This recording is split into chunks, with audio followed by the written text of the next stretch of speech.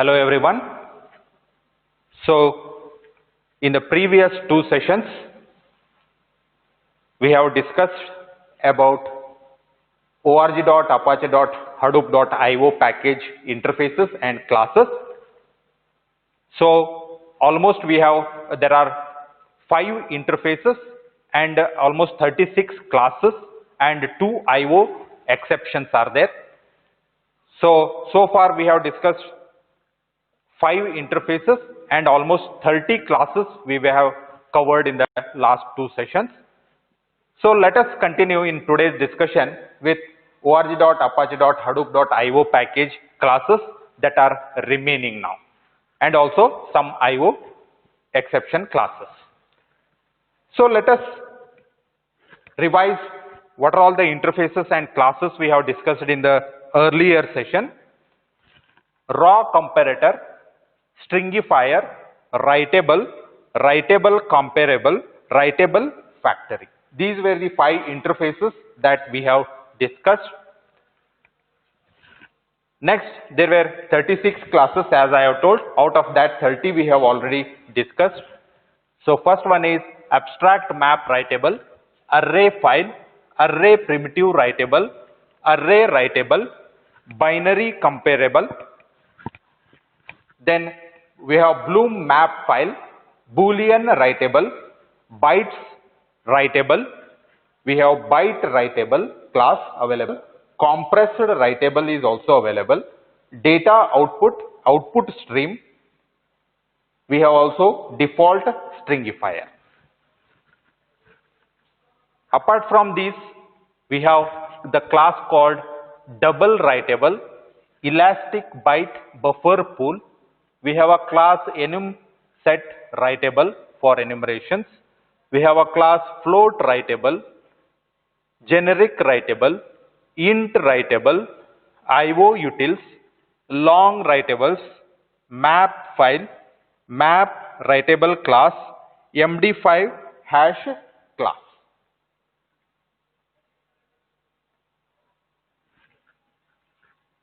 Then we have null writable class, object writable class, sequence file, set file, short writable, sorted map writable, text. So these were the 30 classes that we have discussed in the earlier sessions. So with respect to this, we have discussed what exactly the objective of this particular class and what are all the different methods that it is going to provide for the programmer, and also what are the different kinds of methods that it inherits from the other Java packages. So these were the certain ideas that we have got from this, and let us continue the remaining classes. So the next class under discussion in this particular case is after text, that is 2D array writable. So this is the class 2D array writable. So this particular class contains a matrix of instances of a class and is writable for 2D arrays. So for managing 2D arrays, this particular class is used. So it uses various methods, like I will list out here as I have done earlier. We have a get method available here, read fields, set to array method is available, write method for serialization, and also it inherits some of the classes from class java.lang.object,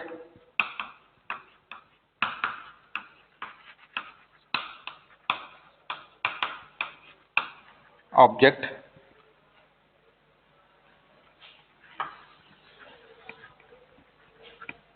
So these are nothing but clone equals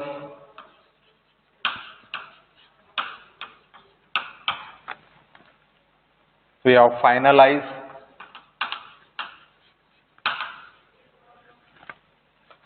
get class,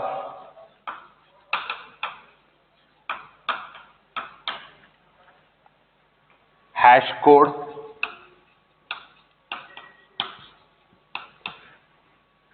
we have notify method that is been inherited, notify all,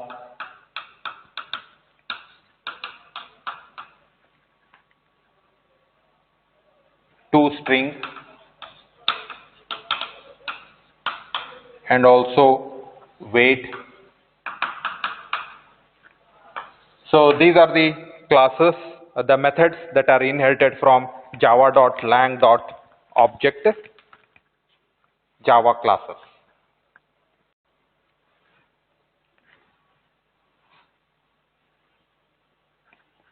So the next class under discussion after 2D array writable is versioned writable.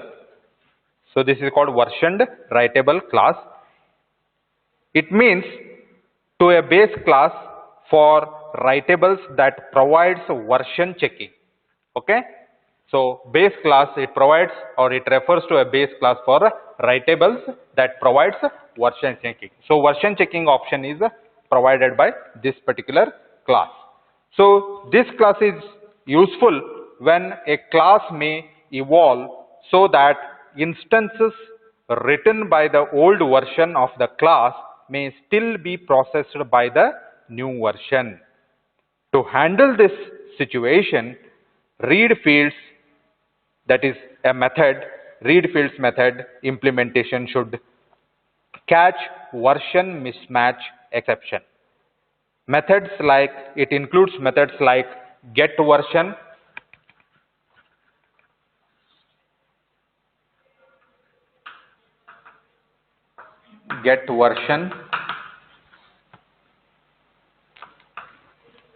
it has a method called read fields already listed here, and we have write also. So in this case, the get version method returns the version number of the current implementation. Read fields, as we already know, deserialize the fields of this object from input, that is in, and write method used to serialize the fields of this object to output, that is out. Also, it inherits methods from java.lang.object. So these were the methods, that is clone, equals, finalize, get class, hash code, notify, notify all, toString, wait. So these are all methods are also inherited by this particular class.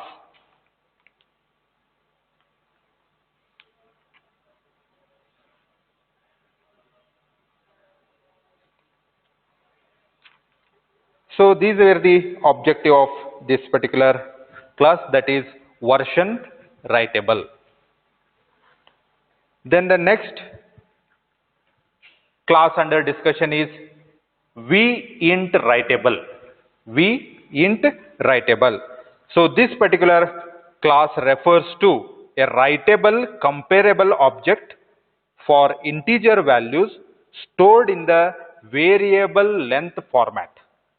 Stored in the variable length format.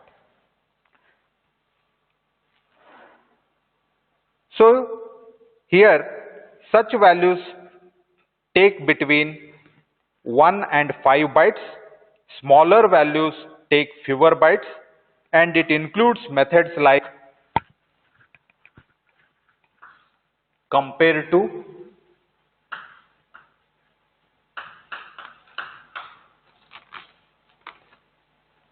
equals,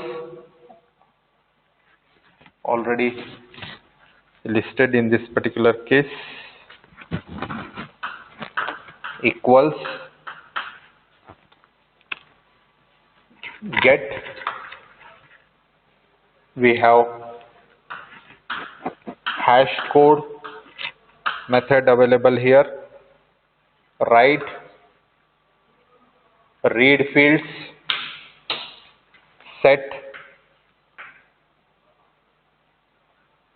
set is also listed here, So in this case, compare to method is used to compare two vint writables. Equals method is used returns true if object is a writable or int writable with same value. So get method returns the value of this vint writables. Then your set command or set method used to set the value of this vint writable. Apart from this, it also inherits methods from java.lang.object classes that are required.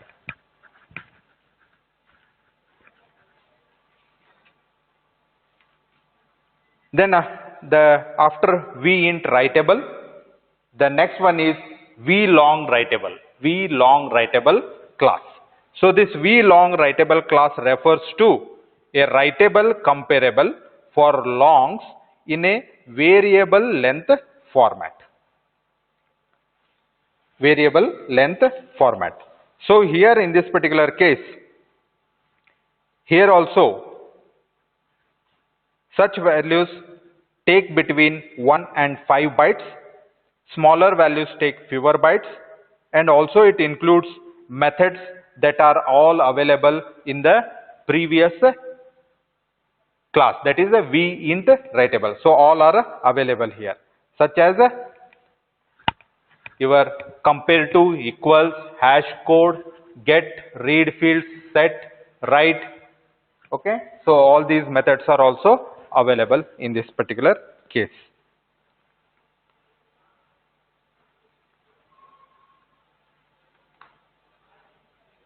Apart from that, it also inherits methods from java.lang.object already listed.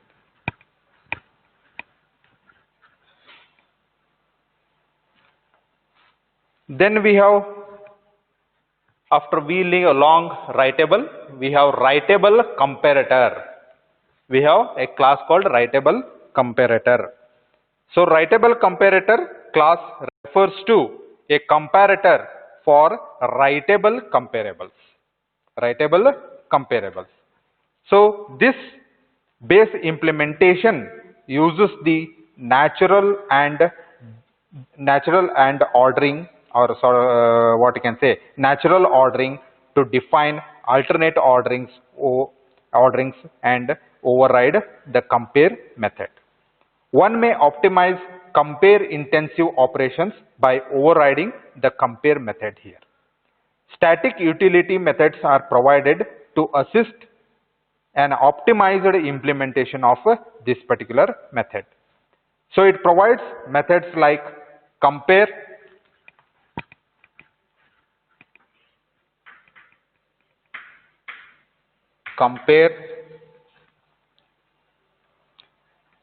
then we have compare bytes,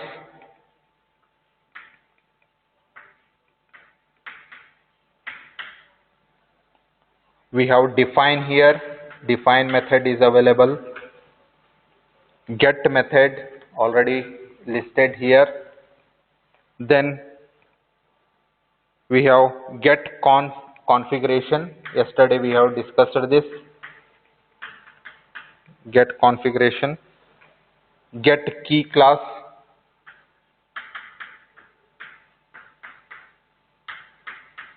method is available, then we have a new key method is available, then read double method is available, read float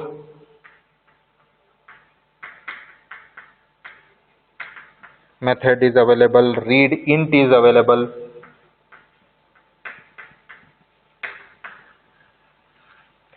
read long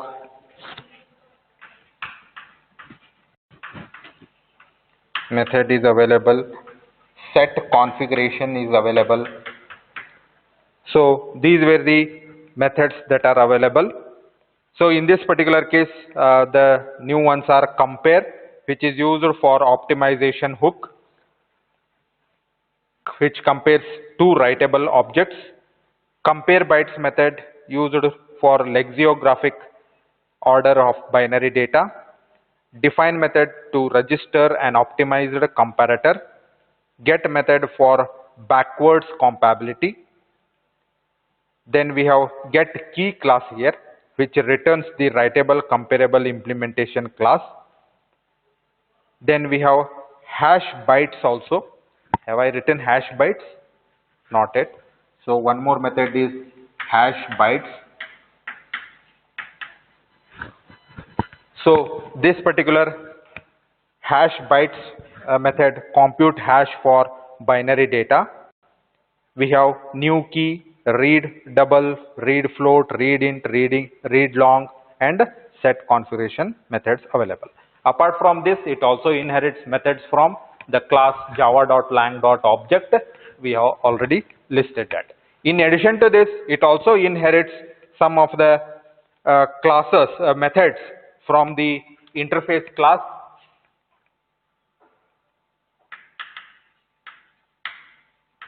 Interface class known as java.util, java.util.comparator.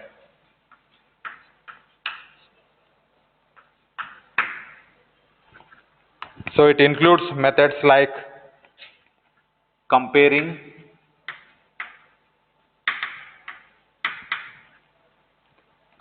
double,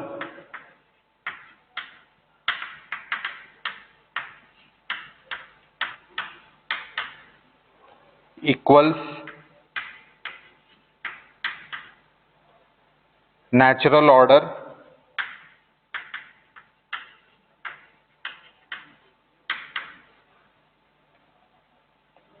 null first,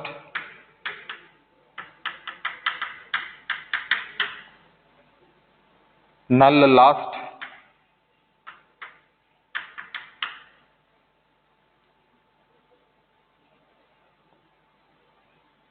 int reversed,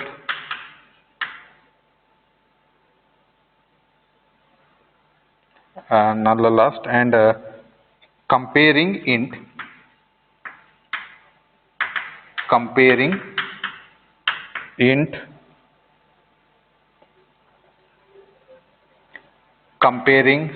long. We have a method called reversed available here, reversed order,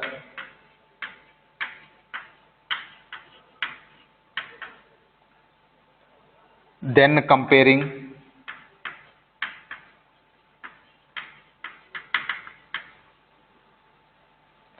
so these were the methods that are inherited from this interface comparator interface class, Java class.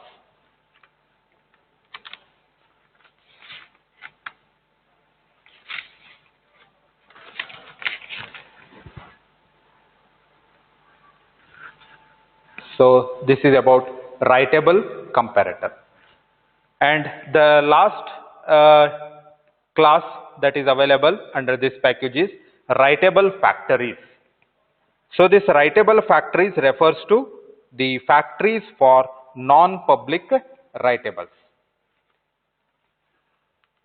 So defining a factory permits object writables to be able to construct instances of non-public classes. It provides methods like get factory,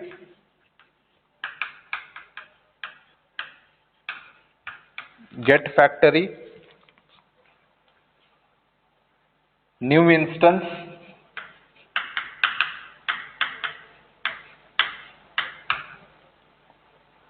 we have set factory.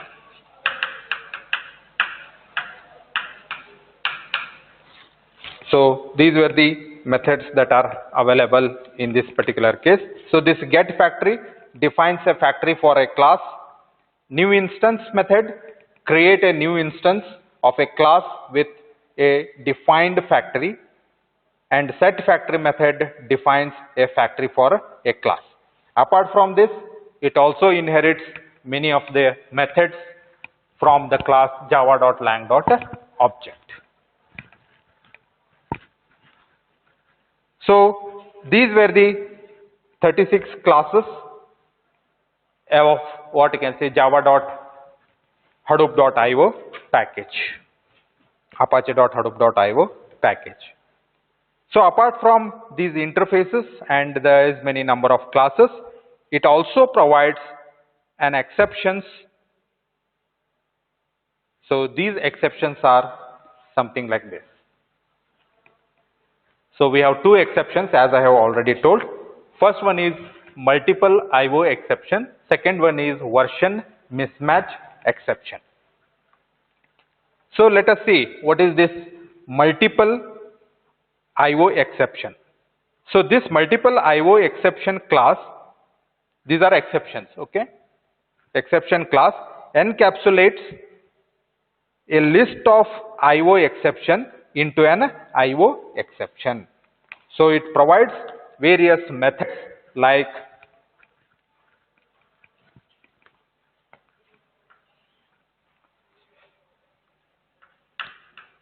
create IO exception,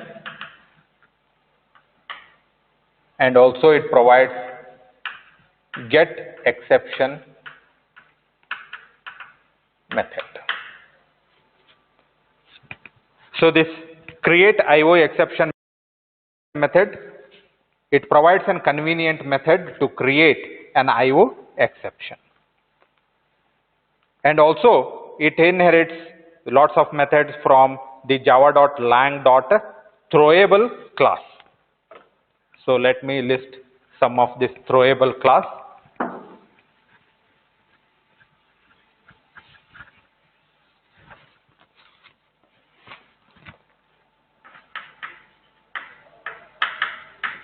Java.lang.throwable.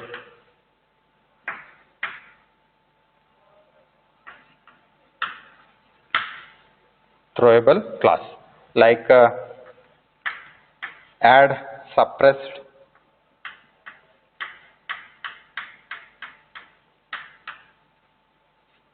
fill in stack,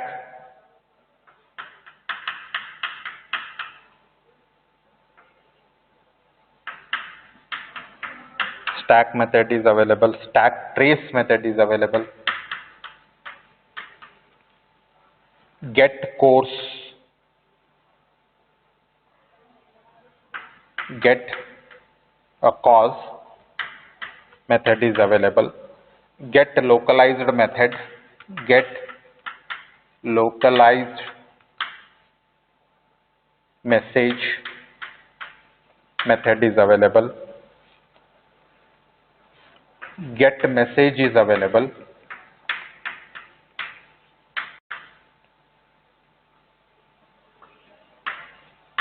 get stack trace method, get suppressed method is available here, init cause method is available, print stack trace,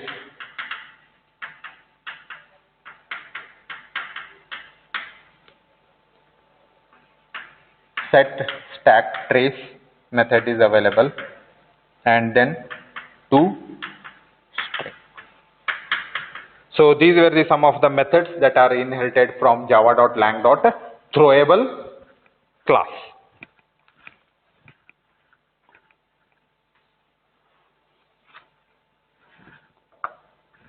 Also it inherits methods from java.lang.object also. So this is about the first exception, that is multiple IO exception. The second one is version mismatch exception. So this version mismatch exception occurs when the version of the object being read does not match with the current implementation version as returned by the versioned writable dot get version, which throws this versioned writable dot read fields exception. So as we have discussed in the version writable class. So it throws an exception if there is a mismatch of version of the objects. So this particular method, this particular class provides a method called toString.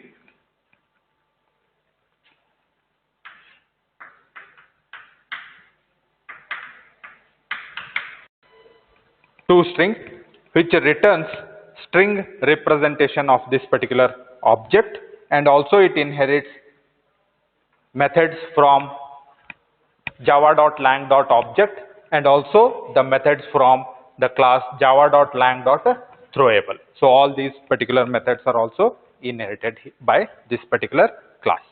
So this is about the exception classes.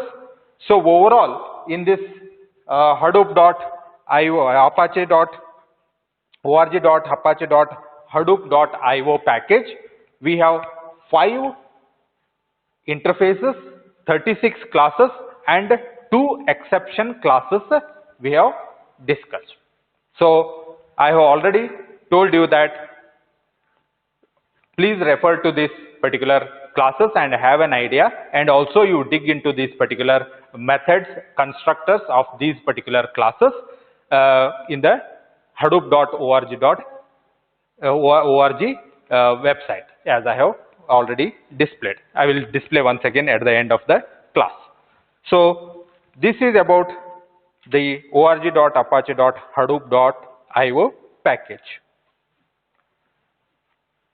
So let us discuss something about HDFS high availability.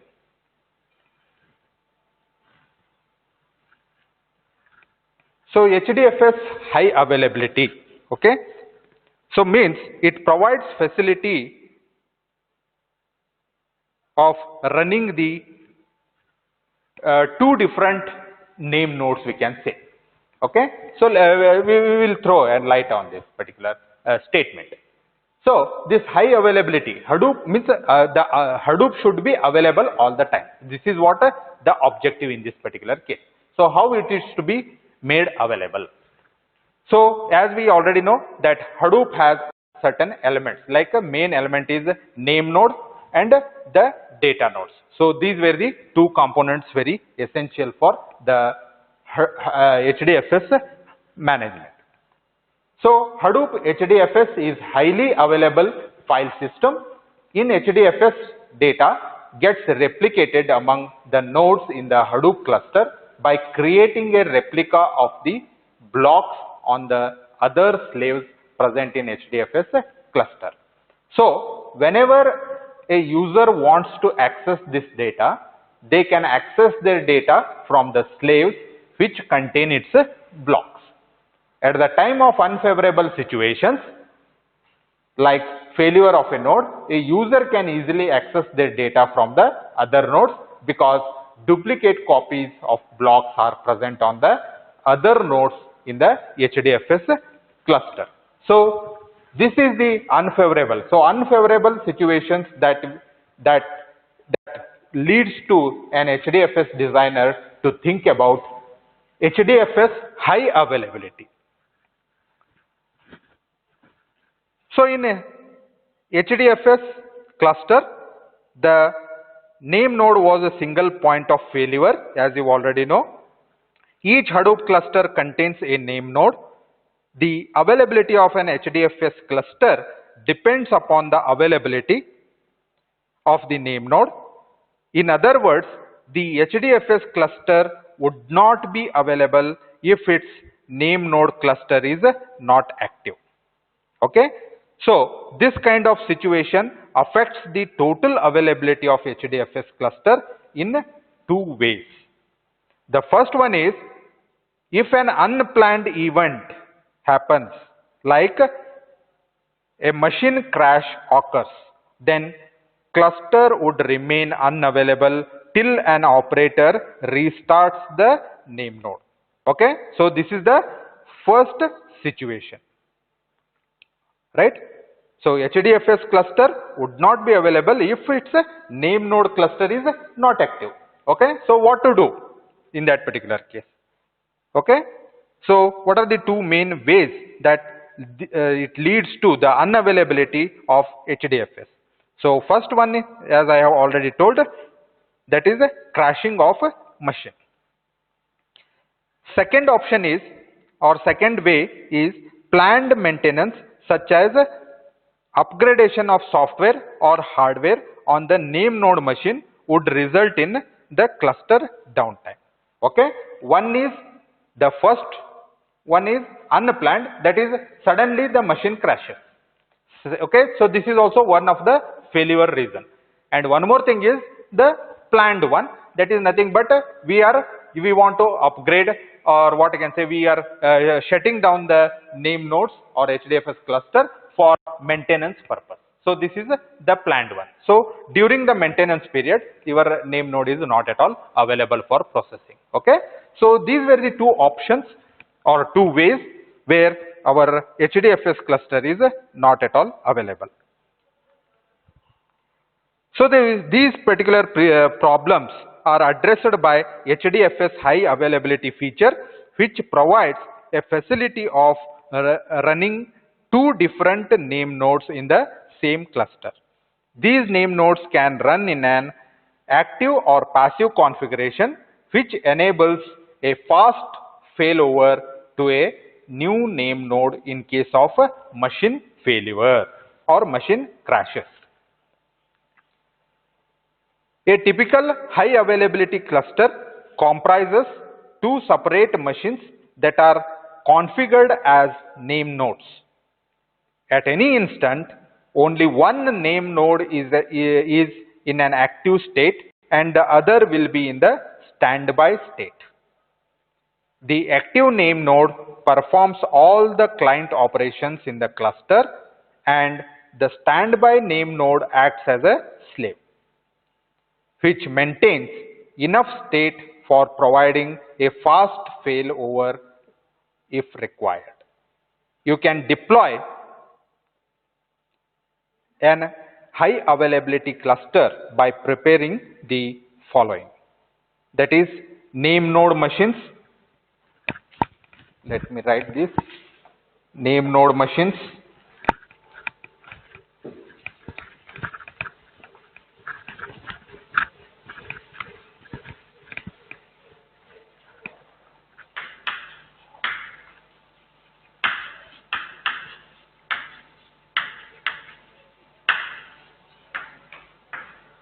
Name node machines. Then we have shared storage.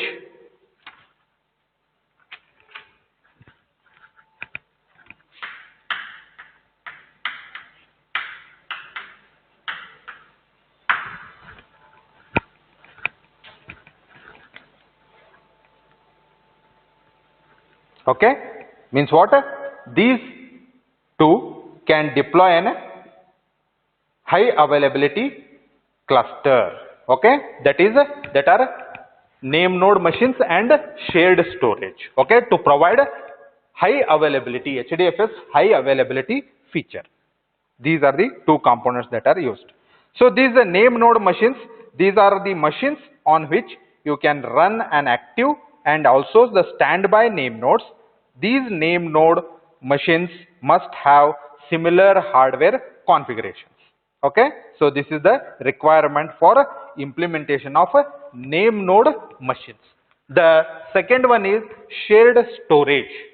So in this case, both the name node machines must have a read and write accessibility on shared directory. Okay, so this is the thing. Means what? There are two name nodes are created in a cluster. Don't confuse with the name node, primary name node and secondary name node, what we have discussed in the while discussing the HDFS architecture. Okay, that is different. So in this case, to provide the high availability feature, the two name nodes have been created. One is active, one is passive. So those maintenance is done through these particular thing, these two particular components. So this is how, using this name node machines and shared storage concept, we are providing, or what I can say, the HDFS provides the high availability feature in case of Hadoop architecture is concerned.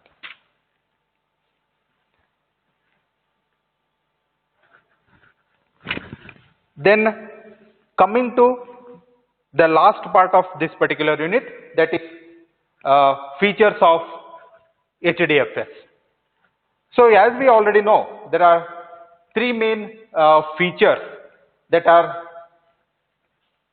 replication, data resilience, and data integrity. So these were the three features that we were discussing from the beginning of this particular unit. Okay, so from the Hadoop architecture, from the HDFS architectures, okay, so many class discussions. So these particular characteristics are very important, and it has been maintained throughout. So data replication, data resilience, and data integrity are the key features of this Hadoop distributed file system. You have already learned that the HDFS allows replication of data, thus automatically providing resiliency to a data in case of an unexpected loss and damage of the contents of any data or location. Additionally, data pipelines are also supported by HDFS, as we already know. A block is written by a client application on the first data node in the pipeline. The data node then forwards the data block to the next connecting node in the pipeline, which further forwards the data block to the next node and so on. Once all the data replicas are written to the disk, the client writes the next block, which undergoes the same process. So this feature is supported by your Hadoop MapReduce. When a file is divided into blocks and replicated blocks are distributed throughout the different data nodes of a cluster, the process requires careful execution as even minute variation may result in corruption of data or loss of data might also.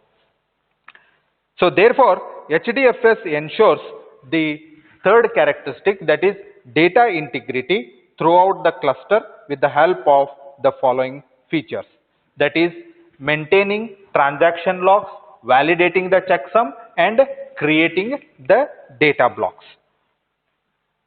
So data integrity is ensured using the three features. The first one is the maintaining transaction logs. So your Hadoop distributed file system maintains transaction logs in order to monitor every operation and carry out effective auditing and recovery of data in case something goes wrong. Okay. Then the second option in this case is validating checksum. Already we have discussed this. Checksum is an effective error detection technique wherein a numerical value is assigned to a transmitted message on the basis of number of bits contained in the message. HDFS uses checksum validations for verification of the content of a file. The validations are carried out in 3 steps. Like, first step is when a file is requested by a client, the contents are verified using checksum. Second step is if the checksum of the received and sent messages match, the file operations proceed further, otherwise an error is reported. So this already you know from your computer network subject. And the third step is the message receiver verifies the checksum of the message to ensure that it is the same as in the sent message. If a difference is identified in the two values, the message is discarded, assuming that it has been tampered in the transition. Checksum files are hidden to avoid tampering.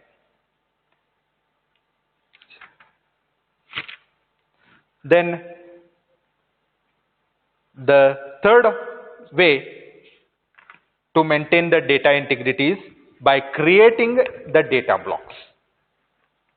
So HDFS maintains replicated copies of data blocks to avoid corruption of a file due to failure of a server.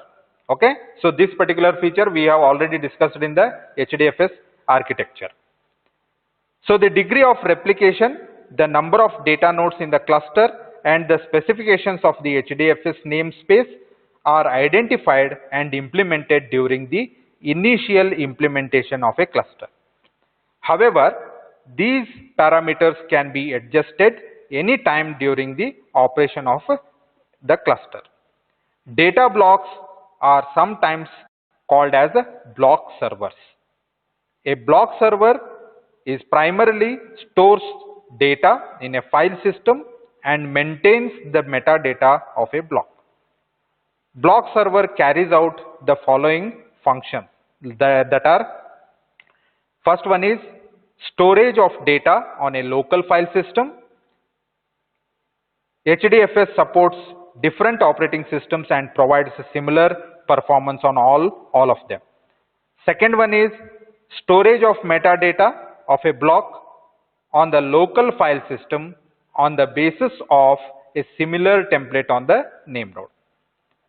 Conduct of periodic validations for file checksums.